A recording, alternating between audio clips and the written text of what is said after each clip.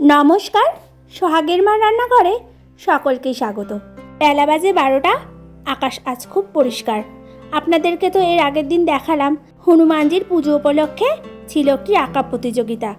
আজ আবার সেখানে পুজো আছে। চলুন আপনাদেরকেও সঙ্গে করে নিয়ে যাই।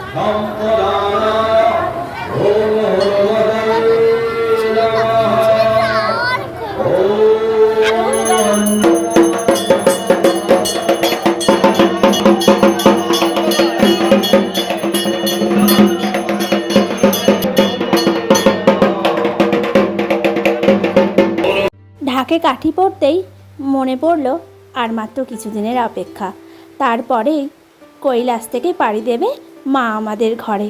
আর তার সঙ্গেই শুরু হবে সাজো সাজো রং। এখানে যে আঁকাগুলি দেখতে পাচ্ছেন, কাল যারা এঁকেছিল এগুলি তাদের। এত সুন্দর এঁকেছে, মনে হচ্ছে আরও কিছুটা সময় যদি থাকতে পারতাম তাহলে খুব ভালো হতো। পুজো হতে হতে প্রায় সন্ধে। যাবো এবার একটু আমাদের পাশের একটি রেস্টুরেন্টে, আমার বাড়ি থেকে মিনিট 5।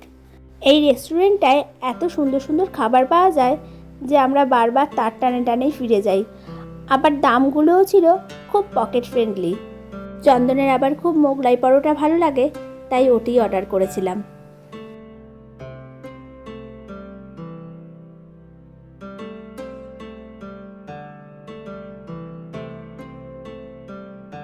ভারী সমস্যা জীবনে। সোহাগ আবার এদিকে ঝাল খেতে পারে না, তবে মোগলাই পরোটা, এগ রোল এতে আপনি যদি ঝাল দেন ঠিকঠাক খেয়ে নেবে। ফুচকা আবার তার খুব পছন্দের খাবার। দাঁড়ান আপনাদেরকে একটিবার দেখাই, এই যে মিঠাই ফাস্টফুড মোমো হাউস, যদি কারো কোনো উপকারে লাগে।